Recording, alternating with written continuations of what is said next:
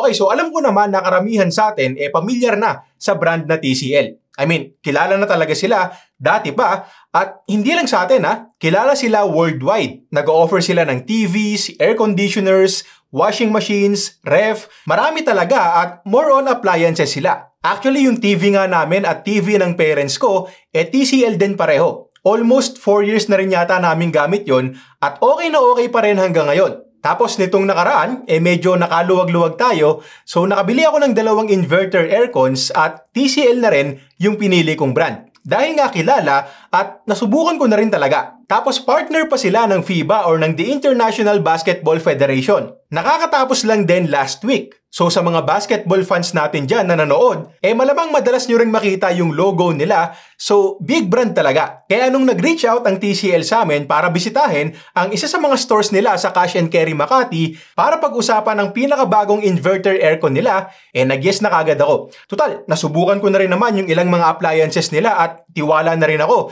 So sabi ko kagad, G. Pero hindi talaga G yung sinabi ko, medyo formal naman tayo ng konti. So lumipad ang aming team mula Cavite hanggang Cash and Carry Makati para tignan ang pinakabago at pambatong aircon nila. Ito yung video. Okay, so andito na tayo ngayon sa TCL booth ng Cash and Carry. At dito natin malalaman yung mga latest air conditioning products ng TCL. At syempre, pati na rin yung mga pinagmamalaki nilang features ng aircon. So kasama natin ngayon si Sir CJ at siya yung magiging guide natin dito sa area. So sir, ang pinakasadya ko kasi talaga dito ay yung bagong aircon ng TCL na TCL Cool Pro UV Connect Plus. Balita ko kasi magaganda daw talaga yung mga bagong features nun. So sir, sinearch ko naman to at may idea na rin ako sa mga features. Pero pwede mo bang i-introduce sa amin to? I mean, ano ba yung special dito? Ano yung bago? At anong meron to na wala yung mga pangkaraniwang inverter aircons sa market natin ngayon? Ito po yung bagong model namin ng TCL. Ang model niya po is TAC 10CSDM MEI2.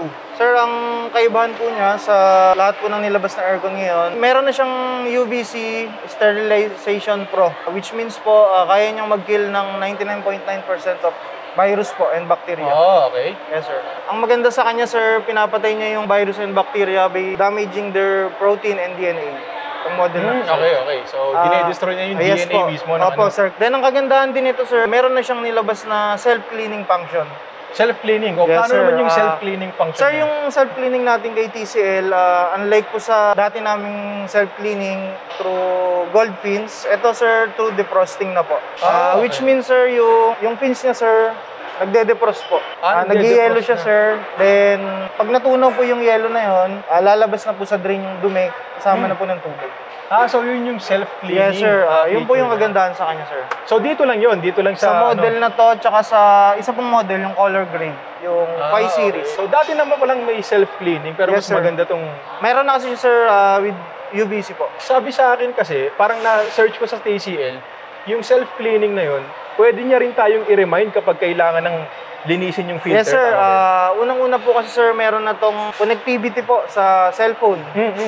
Yun, sir. Pwede po doon iset natin yung reminder if kailangan na pong i-clean yung aircon. Tapos, sir, pwede nyo na po doon i-auto-clean yung aircon. Tapos, kung mag-set po kayo ng day or week kung kailan nyo po gustong i-clean. Pero, ano ba yun? Di ba yung self-cleaning? Yes, sir. Nililinis natin yung filter, di ba? Wala bang filter? Meron din po siyang filter, sir. Wala lang dito sa taas demo? Po. Nasa taas. Nasa taas. Yung kagandahan sa kanya, sir, easy to clean filter na rin po siya. Okay. Yung dati kasi, sir, sa harapan. Usually ganun talaga, yes, di ba? Ito, sir, sa taas na po. Yung okay. filter niya. Easy to clean na po. So, pwede ba nating mapakita? Yan, sir. Ayun. Ito lang po. Washable naman po siya, sir. Running water. Pwede rin pong ipagpag lang. So mas maganda nga to. No? Hindi mo nabubuksan yung ano. Tsaka, sir, yung niya po, filter niya, mas pino na po. Para po sa alikabok, sir. So, bukod dun sa pag-filter ng alikabok, meron pang yes, UVC sterilization. Ang naman ito, sir, ang paglilinis naman itong filter po, aircon filter, is every week po, mas maganda. Every week? Yes, sir. So, yun ang recommended, Yes po, recommended po. Okay. Tapos, sir, itong model din na po ito, 5D DC inverter. 5D DC? Yes, sir. Which means po, lahat po ng major component po ng aircon, yung compressor, fan motor, indoor motor, outdoor motor po, is inverter na rin po. Okay. So, Yung mga ganyan sa ibig sir. sabihin ba nun, mas matipid sa po kuryente? Yes, sir. Okay. Malaki na ka ba yung difference nun kumpara sa mga pangkaraniwang inverters? Yes, sir. Opo. Yun naman po, sir, in terms of savings naman po. Oo. Kung yung before kasi, sir, hindi po siya naka 5D DC, yung take effect po ng inverter is mas matagal. Ito po, mas mabilis na po, sir. Mas may savings na po agad kayo. Meron din akong nakita sa TCL website na Gentle Breeze.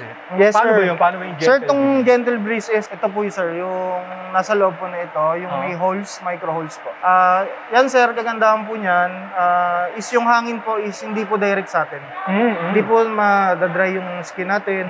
Dati kasi, sir, pag ang aircon po, wala pong ganito na butas, sir. Direct po sa atin yung lamig, dryness, yung effect po sa balat natin. Ito kasi, sir, tinutulungan niya po yung hangin, sir, na hindi dumirekta po sa balat natin. Oo. So, mas maigi. Yes po. Tsaka mas kakalat din yung hangin dyan. Tsaka, sir, ang kagandahan din ito, 4-way swing na rin po siya. Up, down, left, right na po. Up, down, and left, right. Yes po, yung swing niya. 4-way swing. Hindi na po manual swing. Sir, ano siya? Additional po, AI voice command na rin po. AI voice command. Yes, so, sir. Pwede yung mga Hey Google, Yes, sir. Alexa, Hey Google. mga ganun. Pwede na po siya, sir, with Hey Google na po. Oo, so perfect to sa mga smart home setups Yes, sir. natin. No? Halimbawa, sir, meron po kayong TV na TCL din na Android. Pwede nyo na rin po i-connect siya doon through voice command. Nabasa ko nga rin yung TCL Home app. Yes, sir. So, siguro TCL pwede Home rin app. yun Yes dito. po. Lahat na po ng product po ni TCL which is connected po kay Hey Google, pwede na pong ma-operate, sir. Oh, okay. Pati yung aircon po natin. Sir, ang kagandahan din po nito, regarding po kanina sinabi niyo sa reminder, lalabas din po yun dito sa LED display na po. So dito yung display area. Yes, sir. Opo. Makikita rin namin dyan kung kailangan ng linisin yung filter, no? Magre-remind din yun, sir. Opo. Dalawa yun, sir, pati po sa cellphone na connectivity. Kung naka-register sa Yes, phone sir. mo, no? Very modern, ha? Yung, Yes, sir. Opo. aircon natin ngayon. Actually, sir, yan pa lang po yung nilalabas ngayon na may UVC DI sterilization po. Yan pa lang. Yes po. Okay. So yun. Yun yung bagong aircon ng TCL. Very promising at ang gaganda ng mga sinabi ni Sir CJ. So salamat Sir CJ sa silip natin dito sa TCL UV Connect Pro.